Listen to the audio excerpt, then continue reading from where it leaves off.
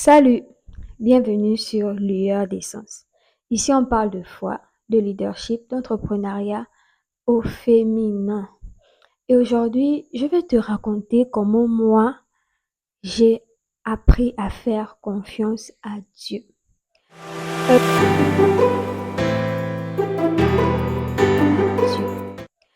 Pour la petite histoire, j'ai eu à aller passer mes études à l'étranger, principalement au Sénégal, où je partais pour une magnifique formation en transport logistique sans me rendre compte que j'allais tomber dans un tourbillon de pluie sans fond. Donc, arrivé au Sénégal en 2019, j'ai rencontré le Seigneur et j'ai vécu des temps où je n'avais plus la possibilité de pouvoir payer mes études. C'était vraiment pas facile. Et nous sommes rentrés en 2020 pendant la Covid. C'est vraiment cette étape de Covid-là qui m'a préparé à faire confiance à Dieu. Pendant la Covid, vu que tu pars plus en cours en présentiel, déjà j'avais plus d'argent pour aller à l'école. Tu ne pars plus dans les lieux d'assemblée parce que interdiction formelle de se retrouver en un même lieu à partir de 5, 10 et plus. Donc j'ai passé toute tout un mois de l'année 2020 en jeûne, en prière, poussé par la curiosité. Vraiment, la curiosité est vraiment l'une des choses, la curiosité dans le Seigneur est vraiment l'une des choses qui nous emmène à faire grandir notre foi et notre confiance en Dieu. Avant d'entrer dans la COVID, quand on était dans le cercle des jeunes chrétiens, euh, des responsables, il y avait des responsables qui parlaient du Saint-Esprit d'une manière particulière, qui disaient, le Saint-Esprit m'a dit de m'habiller comme ça aujourd'hui, le Saint-Esprit m'a dit, et moi en tant que nouvelle convertie, je me posais tellement de questions, me disant, mais qui est ce Saint-Esprit qui dit tant de choses aux gens et que moi je ne connais pas? Et quand nous sommes rentrés dans le temps de la COVID, j'ai décidé de rentrer en jeûne et en prière jusqu'au jour où ce Saint-Esprit-là se révélera aussi à moi.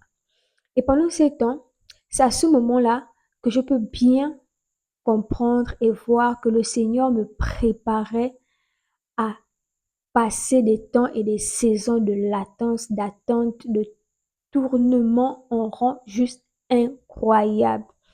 L'une des choses qui m'a emmené à faire confiance en Dieu était ma curiosité.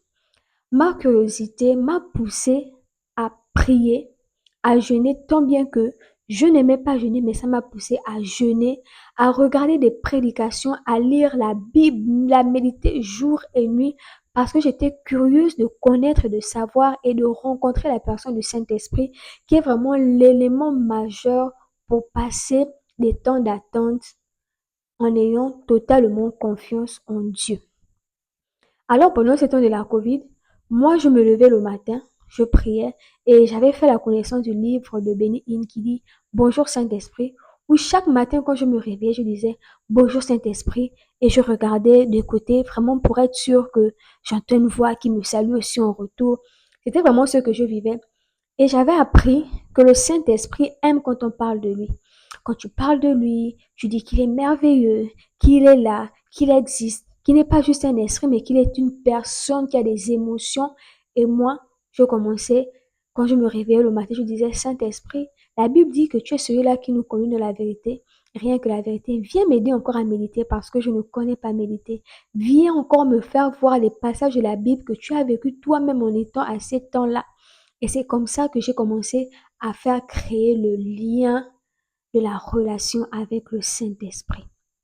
La relation est née de ma curiosité où chaque matin je saluais le Saint-Esprit. Avant de m'endormir, avant de manger, avant chaque prière, je cherchais la personne du Saint-Esprit.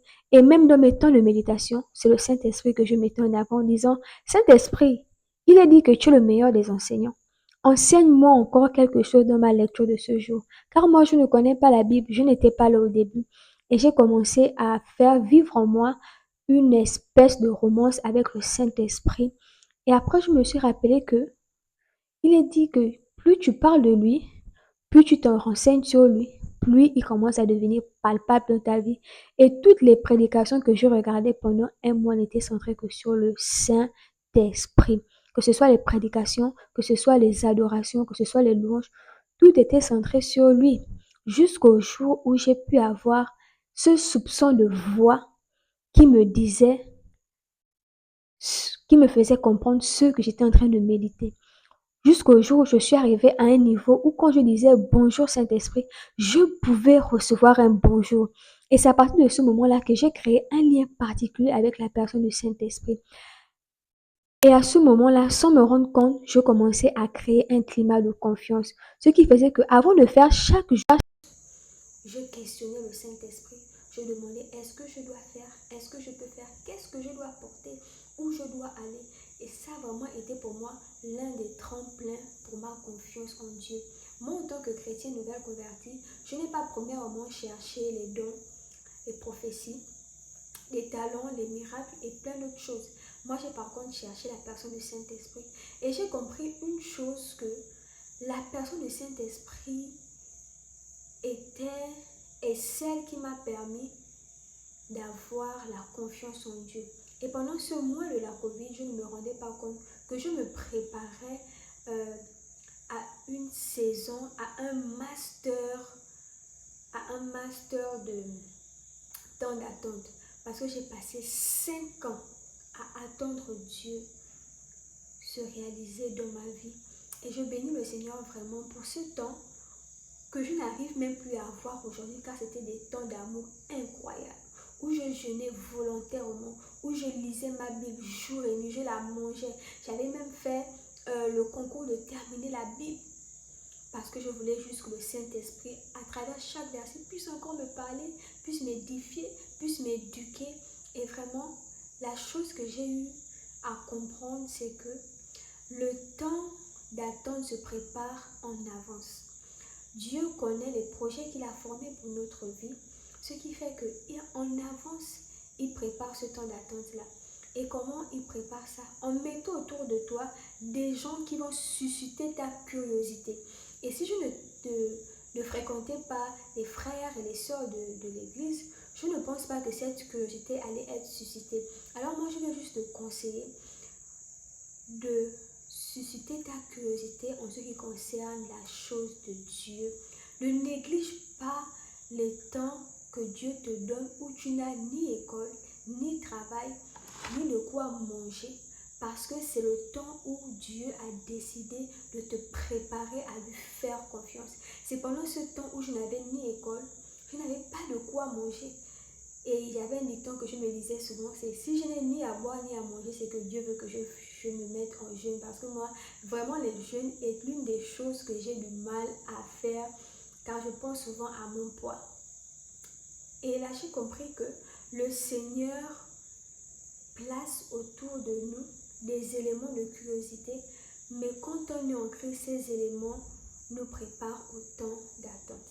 Merci d'avoir regardé cette courte vidéo. C'est vraiment une vidéo d'introduction pour vous parler de ma chaîne, de ce que nous allons avoir à recevoir ici, ce que le Seigneur nous mettra à cœur, mettant, nous fortifier, marcher dans la foi. Alors je veux savoir, toi, en regardant cette vidéo, quelle est la chose que tu as eu à apprendre pendant ton temps